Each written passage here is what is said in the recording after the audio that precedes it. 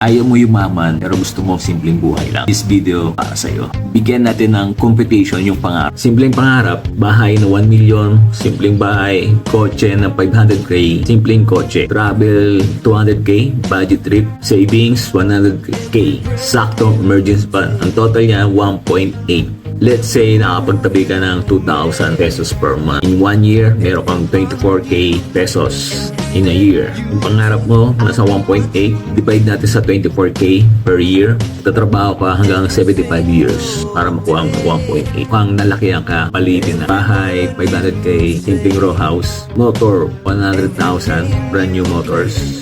Travel, 100,000, super budget meet na travel.